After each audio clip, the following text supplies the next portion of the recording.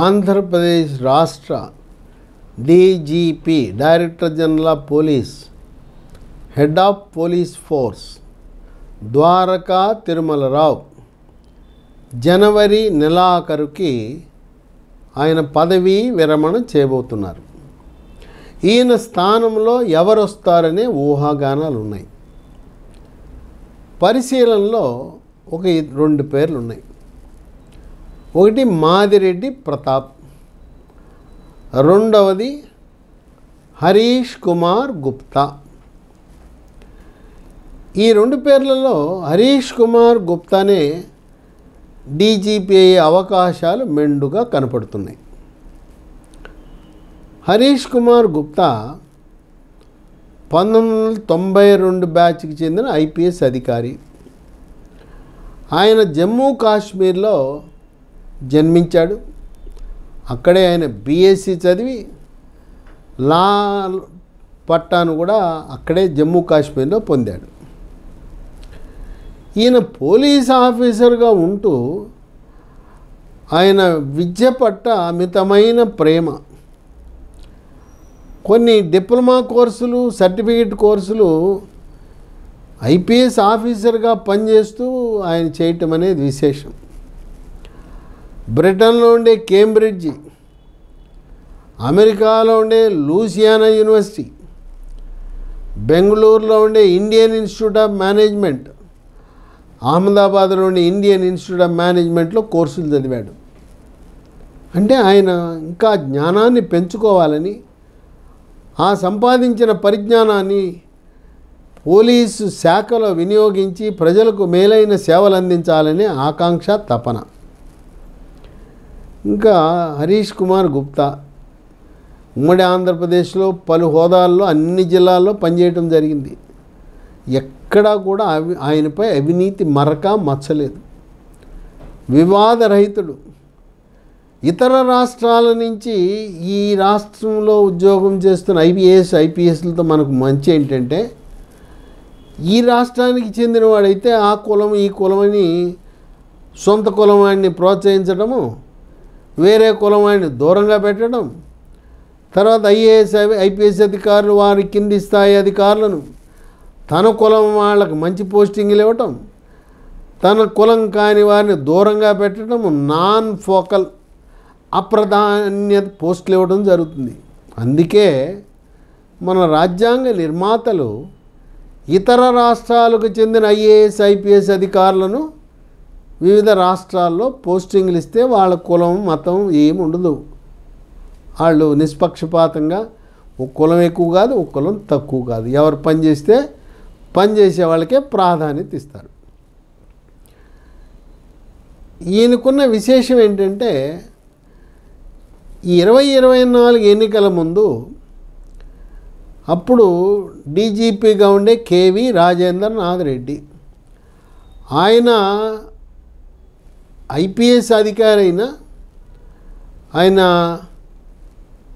YPS అధికారి అయ్యాడు. YPS అంటే వైఎస్ఆర్సీపీ పోలీస్ సర్వీస్. జగన్మోహన్ రెడ్డి చెప్పిన మాటలకు పనులకు అడుగులకు మడుగులొత్తుతూ జీ హుజూర్ అనే విధంగా ఆయనకి లోబడిపోయి అనేకమైన అరాచకాలకు, అక్రమాలకు పాల్పడ్డాడు. అప్పుడు కేంద్ర ఎన్నికల కమిషన్ ఆయన్ని ఆ పదవి నుంచి తొలగించి ఎన్నికలతో సంబంధం ఉన్న ఏ పోస్టులో కూడా రాజేంద్రనాథ్ రెడ్డిని పెట్టొద్దని ఆదేశాలు ఇచ్చింది. అప్పుడు ఆనాటి ప్రధాన కార్యదర్శి నుంచి 3 పేర్లు సీనియర్లుగా ఉన్న నీతివంతమైన ఐపీఎస్ అధికారుల పేర్లు పంపమంటే ఆనాటి ప్రధాన కార్యదర్శి ఎన్నికల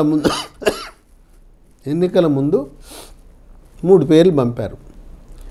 3 పేర్లు ఏదంటే ద్వారకా తిరుమలరావు, 2 హరీష్ కుమార్ గుప్తా, 3 మాదిరెడ్డి ప్రతాప్. ఈ 3 యొక్క బయోడేటాలను, ట్రాక్ రికార్డులను పరిశీలించిన కేంద్ర ఎన్నికల సంఘం ఎన్నికల సమయంలో హరీష్ కుమార్ గుప్తాని డీజీపీగా, డైరెక్టర్ జనరల్ ఆఫ్ పోలీస్గా నియమించడం జరిగింది. ఆయన ఆధ్వర్యంలో ఎక్కడ అరాచకము జరగకుండా, ఏ పోలింగ్ బూత్లో కూడా అవాంఛనీయ సంఘటనలు జరగకుండా, ఏ పోలీస్ అధికారి కూడా పరిధులు దాటి రాజకీయ పార్టీలకు కొమ్ము గాయకుండా ఆయన పరిపాలన సాగించాడు. చంద్రబాబు నాయుడు ప్రమాణ స్వీకారం చేసిన తర్వాత ద్వారకా తిరుమలరావు ఒక బీసీ సామాజిక వర్గానికి చెందిన వ్యక్తి, బోయ సామాజిక వర్గానికి చెందిన వ్యక్తి, ఆయన్ని డీజీపీగా నియమించారు. డీజీపీగా నియామకానికి ముందు ద్వారకా తిరుమలరావు ఆర్టీసీకి మేనేజింగ్ డైరెక్టర్గా పనిచేశాడు.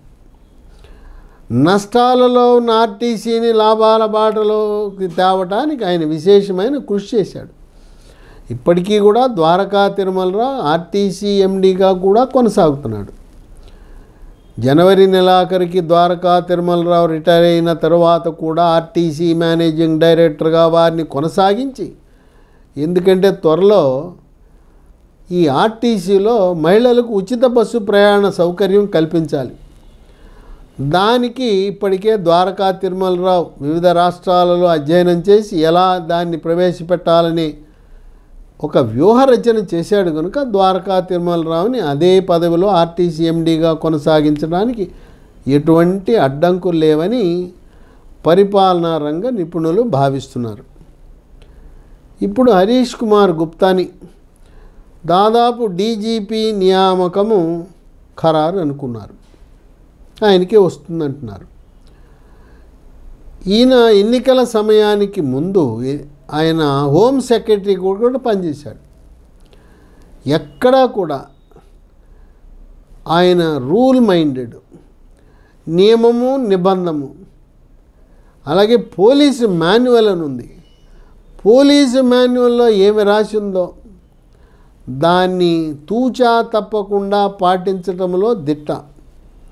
కనుక హరీష్ కుమార్ గుప్తా డీజీపీగా నియామకం జరిగితే ఆంధ్రప్రదేశ్ రాష్ట్రానికి స్వచ్ఛమైన పాలన, పోలీస్ స్టేషన్లో ఎటువంటి ఇబ్బందులు లేకుండా ప్రజలకు సౌకర్యం కలిగించే విధముగా చంద్రబాబు నాయుడు మరొక ఆలోచనకు వచ్చాడు.